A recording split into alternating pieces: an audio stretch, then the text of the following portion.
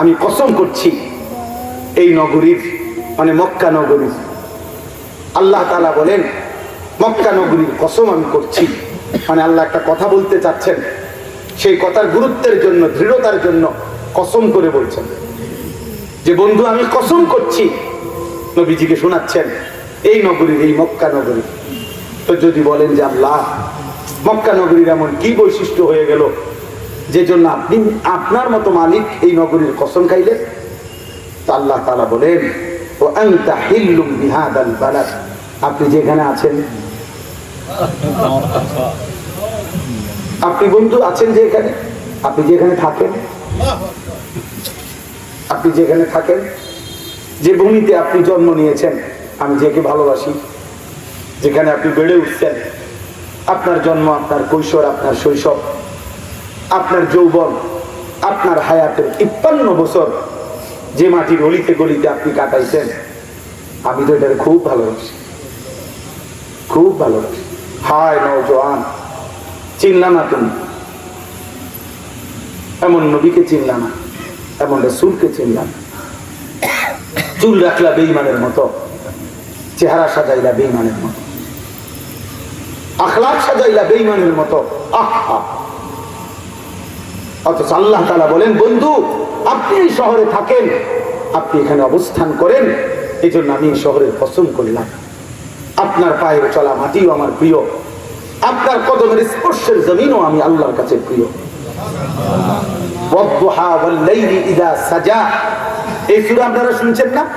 এই সূরার আরেকটা তরজমা, দুইটা তরজমা আছে, একটা তরজমা এটা ওয়াদ-দুহা, তো আল্লাহ তাআলা বলেন হে বন্ধু আপনার আলোক উজ্জ্বল, আপনার আলোক উজ্জ্বল ওই চেহারা মোবারক, আমি আল্লাহ এই পবিত্র আলোক উজ্জ্বল এই চেহারার কসম করছি। এটা একটা তরজমা।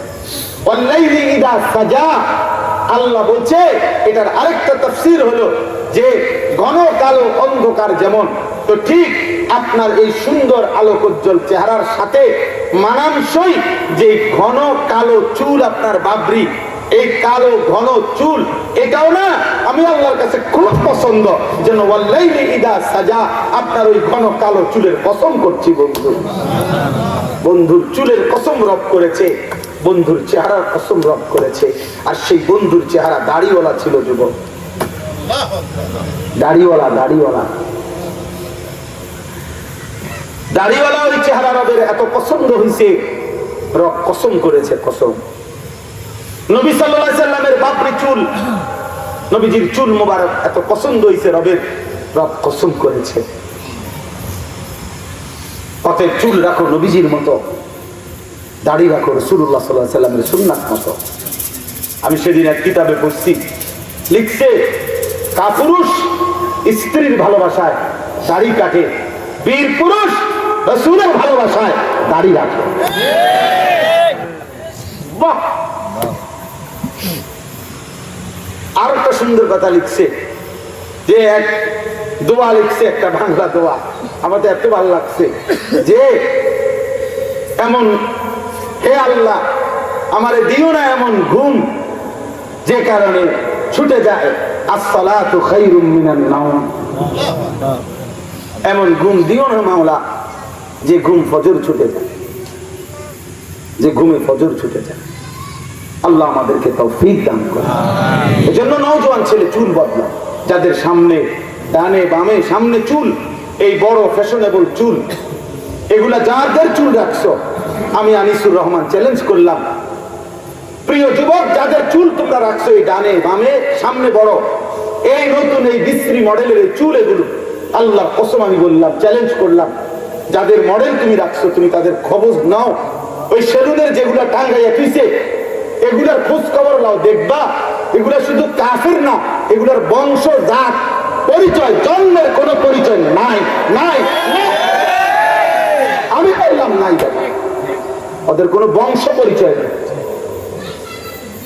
এই জন্য হারাম সন্তানের, অবৈধ সন্তানের, জারজ সন্তানের আখলাক কোন মুসলমান, তোর রক্তে যদি মায়ের পবিত্র দুধ থাকে, ইমানদার মা যদি দুধ খায় থাকো, কোন ওই কাফের বেঈমানের মতো তুমি সাজতে পারো না। বেটা তুই মায়ের অপমান করিস না, তোর মাকে বেইজ্জতি করিস না বা তোর মা তোরে 2 বছর দুধ খাওয়াইছে ওই বেঈমানের অনুসরণ করার জন্য।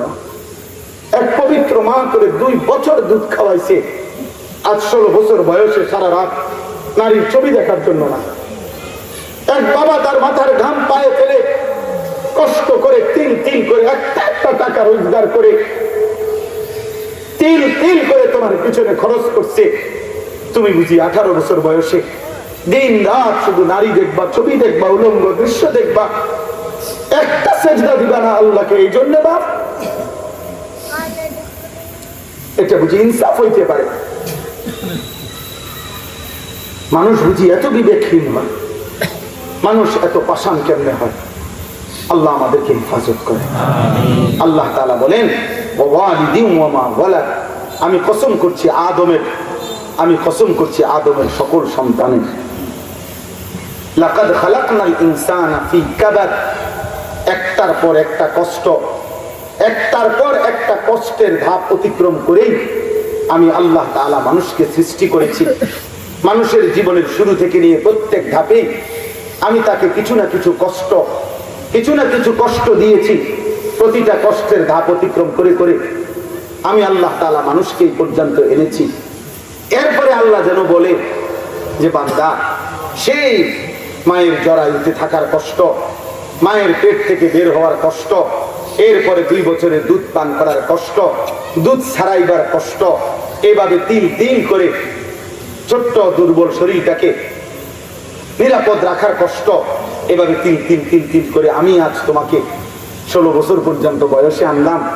আজ তুমি আমারে চেনো না,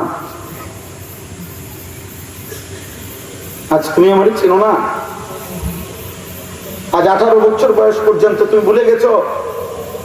আজকে বাচ্চা আমি কোলে নিছি, 6 মাসের বাচ্চা, তাকাইছিলাম, হায় বাচ্চা তো নড়েও না, ছোট ছোট হাত, পিচ্ছি হাত, ছোট ছোট কান। এই বাচ্চা রব তাকে প্রতি মুহূর্তে লালন করছে, পালন করছে। কান্না ছাড়া যার কাছে অন্য কোনো পুঁজি নাই, যে তার সমস্ত চাহিদা প্রয়োজন পূরণ করে কান্না দিয়ে, আল্লাহ তাআলা বলেন সেই আমি তোকে এভাবে তিল করে বান্দা বড় করলাম। আমি 18 বছর, 16 বছর, 20 বছরে আনলাম। আজ আমারে চিনো না? আজ একটা দিন চলে যায় 24 ঘন্টা, একবারও জবান দিয়ে আমি মালিকের নাম নেও না। আজ একটা লম্বা দিন পার হয়ে যায়, একটা সেজদাও আমারে দেও না। তো আল্লাহ বলছে ঠিক আছে, শোনো, আয়াহসাবু আল্লান ইয়াকদির আলাইহি আহাদ, তুমি কি এই ভেবেছো বান্দা যে তোমার উপরে কারো কোনো ক্ষমতা নাই? না, কি মনে করছো? তুমি কি ভেবেছো তোমার উপরে কারো কোনো ক্ষমতা নাই? কথা বলেন না, আছে? বলে না ভাইয়া, আছে? আয়াহসাবু আল্লান ইয়াকদির আলাইহি আহাদ ইয়াকুলু আহলাকতু মালান লুবাদা। আল্লাহ বলে নাফরমান বান্দা অহংকার করে আর বলে আমি অজস্র টাকা খরচ করেছি, অগণিত টাকা খরচ করেছি, বাড়ি করেছি, গাড়ি করেছি, জমি কিনেছি, 3টা ছেলে বিদেশ পাঠাইছি, 4টা মাইয়া বিয়া দিছি, 4তলা বিল্ডিং করছি, বাথরুম টাইলস সব ঝকঝকে, আমার কোনটার অভাব আছে নাকি? আল্লাহ তাআলা বলেন আয়াহসাবু আল্লাম ইয়ারাহু আহাদ, সে কি এই ভেবেছে তাকে কেউ দেখে না? না, তাকে কেউ দেখে না? আমি দেখি নাই হালাল কোনটা, হারাম কোনটা, জায়েজ কোনটা, না জায়েজ কোনটা, আমি জানি না? আলাম নাজআল লাহু আইনাইন, এবার রব্বুল আলামিন বলে আমি কি তোমাকে 2টা চোখ দেই নাই? বলেন, উত্তর দেন। ওয়া লিসানান, আমি কি তোমাকে একটা জিহ্বা দেই নাই? ওয়া শাফাতাইন, আমি কি 2টা ঠোঁট দেই নাই? ওয়া হাদাইনাহুন নাজদাইন, আমি আল্লাহ তো চলার 2টা পথ বলে দিয়েছি, এটা উত্তম, এটা অধম, এটা উচিত, এটা অনুচিত, এটা হক, এটা বাতিল, এটা জায়েজ, এটা না জায়েজ, এটা হালাল, এটা হারাম, এটা করণীয়, এটা বর্জনীয়, সবই তো আমি ইন্তজাম করেছি। চোখ দিলাম, নাক দিলাম, কান দিলাম, পথ বলে দিলাম, তারপরেও বান্দা আমারে কেমনে ভুলে গেলা? আর ভুলে যে যাচ্ছ, তুমি কি এই 2 কথা ভাবো নাই যে তোমাকে আমি দেখছি? তুমি কি এটা ভাবো না তোমার উপরে আমার পূর্ণ ক্ষমতা আছে? আমি যদি মাথার তুলে আসার দিই, কথা বলে না, আমি যদি মাথার তুলে আসার দিই তখন কি করবা? আমি সুস্থ রাখলেই তো সুস্থ থাকা। আল্লাহ যদি সুস্থ না রাখে, সুস্থ থাকার কোনো সুযোগ আছে তো? ওই মাইল স্কুলের অভিভাবকরা তো গেট পর্যন্ত বাচ্চা দিয়া যায়, প্রতিদিন দিয়া যাইতো। ওরা জানে যে স্কুলের ভিতরে ঢুকাই দিলে নিরাপদ, কারণ রাস্তায় অ্যাক্সিডেন্ট হইতে পারে। এই জন্য অভিভাবক এসে বাচ্চা করে দিয়া যেত। আবার ওই 1টা বাজে 2টা বাজে গেট থেকেই অভিভাবক এসে বাচ্চা নিয়ে যায়। মাইলস্টোন একটি দামি স্কুল আপনার, তাইলে গেটে দিয়ে যায়, গেট থেকে নিয়ে যায়। কলিজার মধ্যে অভিভাবকের ভাবনা তো এটাই ছিল যে ভিতরে নিরাপদ। রব্বুল আলামিন আরশ আজিম থেকে বলছে, না না, আমি নিরাপদ রাখলে নিরাপদ, আমি নিরাপদে না রাখলে সিসি ক্যামেরায় নিরাপদ না, দারোয়ানে নিরাপদ না। নিরাপদ কি? আমি আল্লাহর হাতে। এই জন্য বাপ, চলেন ফিরে আসি, আল্লাহর নাফরমানি ছেড়ে দেন, গুনাহ ছেড়ে দেন, আল্লাহকে সেজদা করি। আল্লাহ আমাদেরকে তৌফিক দান করেন, জীবনটা রাসূলুল্লাহ সাল্লাল্লাহু আলাইহি সাল্লামের রঙে সাজায়। আল্লাহ আমাদেরকে তৌফিক দান করেন। আমি আমার বাংলাদেশের